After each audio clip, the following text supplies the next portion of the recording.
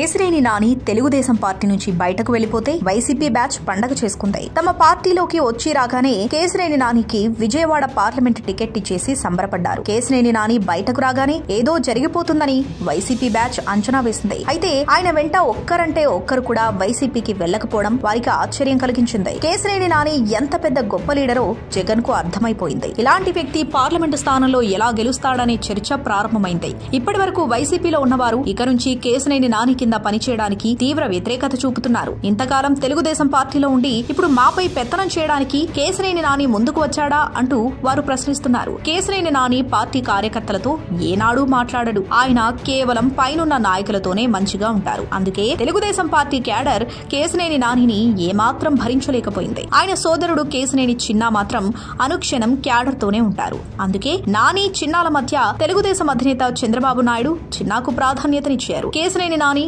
Telugu Desam party నాయకులను తీవ్రాతి తీవ్రమైన పదజాలంతో విమర్శించేవారు. అయినా సరే నాని తిట్టాడంటూ చంద్రబాబు నాయుడు తన పార్టీలోని ఇతర నాయకులకు ఏనాడూ చెప్పలేదు. ఆయనతో సర్దుకుపోండి అనే చంద్రబాబు ఇతర నాయకులకు సర్ది చెప్పేవారు. కేశినేని నాని తెలుగుదేశం పార్టీలోని నాయకులను చాలా కాలంగా తీవ్ర విమర్శలు చేస్తున్నా పార్టీ నాయకులు లోలోన బాధపడ్డారు. ఇప్పుడు నాని పీడ విరగడైందనే భావన తెలుగుదేశం పార్టీ నాయకులకు కలిగింది. గతంలో చాలా సార్లు కేశినేని నాని కుటుంబ సభ్యుల కోసం పార్టీ నాయకులు ఎన్నో త్యాగాలు చేయాల్సి వచ్చింది. ఇక ఆ పరిస్థితి ఉండదని అందరూ భావిస్తున్నారు. కేశినేని నానితో ఎవరూ వెళ్లకపోవడం అటుంచితే ఇప్పుడు ఉమ్మడి కృష్ణా జిల్లాలోని కీలక వైసీపీ నేతలంతా టీడీపీ జనసేన గూటికి చేరిపోవడం ఖాయంగా కనిపిస్తోంది. దాదాపుగా ప్రతి నియోజకవర్గంలో ఎమ్మెల్యే ఆ స్థాయి నేతలపై ఈ రకమైన ప్రచారం జరుగుతుంది. ఇప్పటికే పార్థసారథి వైసీపీకి గుడ్ బై చెప్పారు. వసంత కృష్ణప్రసాద్ బిల్లుల కోసమే ఆగుతున్నారని అవి వచ్చాక తాడేపల్లి ప్యాలెస్ కు దండం పెడతారని అంటున్నారు. కేశినేని పార్టీలో చేరకుండానే ఇన్ఛార్జిగా ప్రకటించిన తర్వాత పరిస్థితి తీవ్రంగా మారింది. గత ఎన్నికల్లో విజయవాడ ఈస్ట్ నుంచి పోటీ చేసిన బొప్పన భవకుమార్ టీడీపీలో చేరనున్నారు. అందరు నేతల్ని కలిసి తన కోరిక చెప్పారు.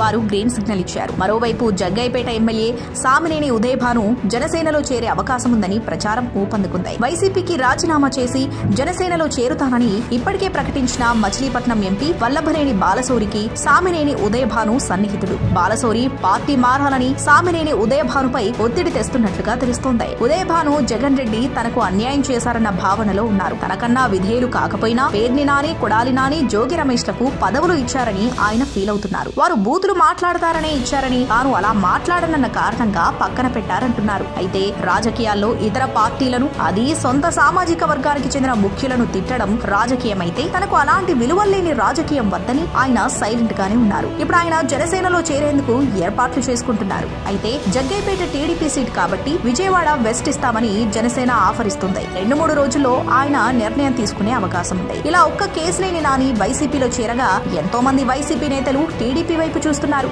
బహుశా దీన్నే రాజకీయం అంటారు. ఈ రాజకీయం జగన్ రెడ్డికి ఇప్పుడు అర్థమై ఉంటుంది.